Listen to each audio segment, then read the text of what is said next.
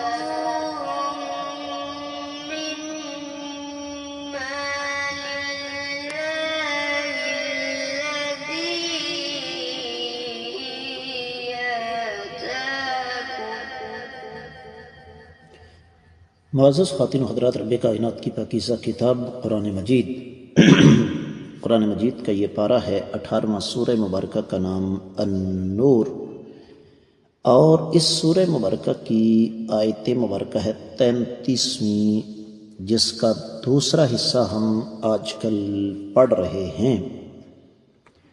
اور اس کے ساتھ سفر کرتے ہوئے، اس دوسرے حصے کے ساتھ سفر کرتے ہوئے ہمیں آج دوسرا دن ہے۔ معمول کے مطابق سب سے پہلے اس آیت مبارکہ کا بامحاورہ ترجمہ آپ کی خدمت میں پیش کر رہا ہوں۔ رب کائنات ارشاد فرماتے ہیں کہ جو لوگ مکاتبت یعنی آزادی کی تحریر طلب کرتے ہیں، ان میں سے جن کے مالک تمہارے دائیں ہاتھ ہیں تو ان سے تحریری معاہدہ کر لو اگر تم ان میں کچھ بھلائی معلوم کرو،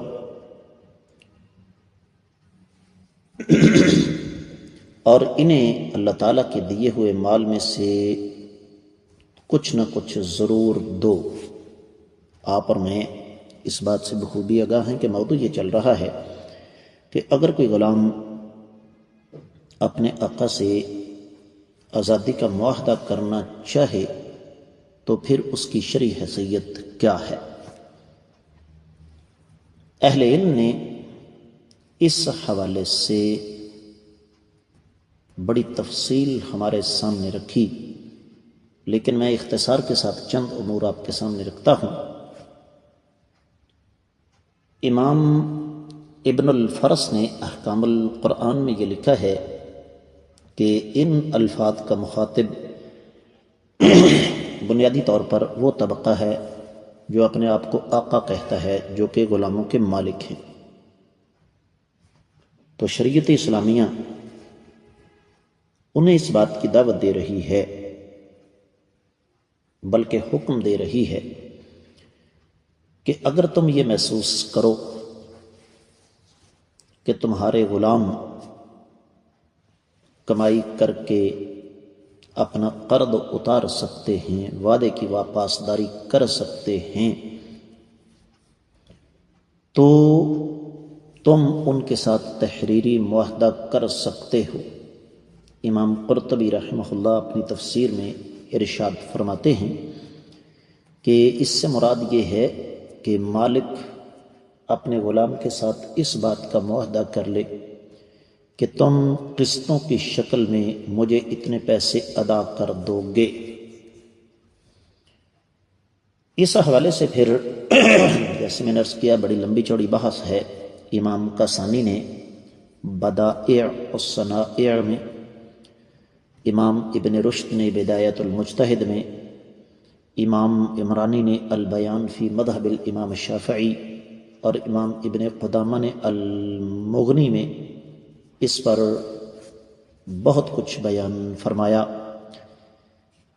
اسی طریقے سے ماضی قریب میں امام ابن عثیمین، ابن عاشور، پھر حافظ ابن حجر رحمۃ اللہ علیہ نے فتح الباری میں، امام مقاتل بن حیان نے تفسیر الوسیط میں، امام واحدی نے البسیط میں، امام شوکانی نے فتح القدیر میں اس پر بڑی تفصیل کے ساتھ روشنی ڈالی۔ دیگر اہل علم نے بھی۔ اس کا خلاصہ یہ ہے کہ یہ فرض نہیں، لیکن جس طرح اسلام غلامی کے سلسلے کی حوصلہ شکنی کرتا ہے اور کر رہا ہے، افضل، اولا اور بہتر ضرور ہے۔ اگلی بات یہ ہے کہ وَآتُوهُم مِّن مَالِ اللَّهِ الَّذِي آتَاكُمْ، رب کائنات نے جو تم کو مال عطا فرمایا ہے وہ اس میں سے کچھ ان کو دو۔ امام ابن جریر، امام قرطبی، دیگر اہل علم اس حوالے سے ارشاد فرماتے ہیں کہ اس کا مخاطب صرف غلام کا آقا ہی نہیں بلکہ ہر مسلمان ہے۔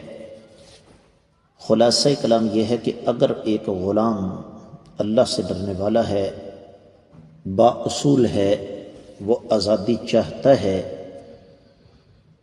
تو ہمیں اس غلام کے ساتھ معاونت کرنی چاہیے تاکہ وہ اس غلامی کے شکنجے سے نکل سکے۔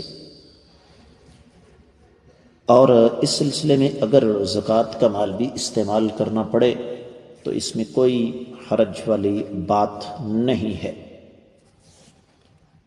اور اس پر پھر واحد و تفسیر میں بڑی تفصیل کے ساتھ روشنی ڈالی گئی ہے۔ خاص طور پر تفسیر زاد المسیر کے حوالے سے لکھا گیا ہے کہ اس آیت مبارکہ کا ایک سبب نزول تھا کہ ایک غلام تھا جس کا نام سبیح تھا، اور وہ حویطب بن عبد العزیٰ کا غلام تھا۔ تو اس نے اپنے مالک سے کہا کہ آپ میرے ساتھ معاہدہ کر کے مجھے آزاد کر دیں، تو اللہ تعالیٰ نے یہ آیت مبارکہ نازل فرما دی۔ تو 100 دینار پر معاہدہ ہوا۔ تو پھر یہ جو غلام تھا یہ غزوہ حنین میں شہید ہو گیا۔ اور اسلامی تاریخ میں سب سے پہلے جس غلام نے معاہدہ کیا اس کا نام ابو امیہ تھا، اور یہ سیدنا عمر رضی اللہ تعالیٰ عنہ کا غلام تھا۔ سیدنا عمر رضی اللہ تعالیٰ نے اس کے ساتھ معاہدہ کیا اور اس کو آزاد کر دیا۔ تو یہ ایک غلامی کے سلسلے کو ختم کرنے کے لیے شریعت اسلامیہ نے ہمیں بہترین راستہ بتایا۔ پھر اسی سلسلے میں ہم صحیح بخاری میں دیکھتے ہیں، حدیث 2560 ہے، صحیح مسلم میں 1075 حدیث ہے کہ سیدہ بریرہ جو کہ لونڈی تھی سیدہ عائشہ رضی اللہ تعالی عنہ کی خدمت میں حاضر ہوئیں اور ان سے کہا کہ 5 اوقیہ میرے ساتھ آپ تعاون کریں، 5 سال کا معاہدہ ہے، میں غلامی سے آزاد ہو جاؤں گی آپ کو 5 اوقیہ چاندی ادا کر کے۔ تو سیدہ عائشہ رضی اللہ تعالی عنہ نے ان کے ساتھ یہ معاہدہ کیا تھا۔ تو اللہ کے رسول صلی اللہ علیہ وسلم تک بات پہنچی تو آپ نے فرمایا اشتریھا فاعتقیھا، اے عائشہ اس کو خریدو اور اس کو آزاد کر دو۔ پھر اللہ کے رسول صلی اللہ علیہ وسلم کھڑے ہوئے، آپ نے فرمایا لوگوں کو کیا ہو گیا ہے کہ ایسی شرطیں باندھ بیٹھتے ہیں جو اللہ کی کتاب میں نہیں ہیں؟ تو فرمایا جس نے ایسی شرط باندھی جو اللہ کی کتاب میں نہیں ہے تو وہ شرط باطل ہے۔ اور یہ بھی ذہن میں رکھیے گا، میں ایک بات کو ایک سے زیادہ مرتبہ آپ کی خدمت میں اس لیے رکھ رہا ہوں کہ ہمارے ہاں ایک فیشن ہے، اور وہ فیشن کیا ہے کہ ہم دین اسلام پر اعتراض کرنے کا کوئی موقع ہاتھ سے نہیں جانے دیتے۔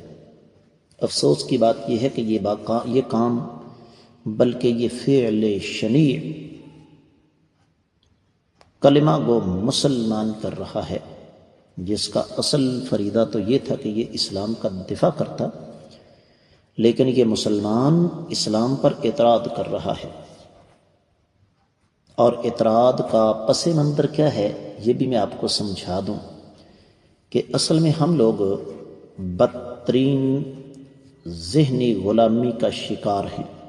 ہم یہ سمجھتے ہیں کہ مغرب، یورپ ترقی کر گیا، حالانکہ جو ترقی انہوں نے کی ہے وہ بھی ہماری آنکھوں کے سامنے ہے۔ جس وقت آپ میری یہ آواز سماعت فرما رہے ہوں گے تب تک یہ خبریں آپ تک تواتر کے ساتھ پہنچ کر پرانی بھی ہو چکی ہوں گی کہ دنیا کے جدید ترین ممالک میں ایئرپورٹوں کی صورتحال یہ ہے کہ جہاز الٹ رہے ہیں، اور ادھر سے ایک جہاز لینڈ کرنے لگتا ہے اور ادھر سے ایک جہاز رن وے پر آ جاتا ہے۔ یہ اس پائلٹ کی ذہانت تھی کہ اس نے فوری طور پر جہاز کو اوپر اٹھا دیا، دوبارہ گو اراؤنڈ کے لیے چکر لگا کر دوبارہ اس نے لینڈ کیا، ورنہ دونوں جہازوں کی خوفناک ٹکر ہو جاتی۔ اور پھر ایک جہاز کے پائلٹ صاحب تو اپنا پاسپورٹ ہی اپنے گھر بلائے، اور ان کو پتہ تب چلا جب ان کو اپنے ایئرپورٹ سے اڑے ہوئے جہاز اڑاتے ہوئے 2 گھنٹے گزر چکے تھے۔ خیر بات طوالت نہ اختیار کر جائے، عرض کرنے کا مطلب یہ ہے کہ ہم لوگ یہ سمجھتے ہیں کہ ان لوگوں نے بڑی ترقی کی ہے۔ حقیقت یہ ہے کہ وہ بہت پیچھے ہیں۔ ہم دین اسلام کی جو اصل روح ہے چونکہ اس کو نہیں سمجھ سکے، اس وجہ سے ہم ذلیل ہو رہے ہیں، ورنہ اسلام تو غلامی کی جڑیں کاٹتا ہے، اور اس کا ایک تسلسل یہ اسباق ہیں جو اس وقت ہم پڑھ رہے ہیں۔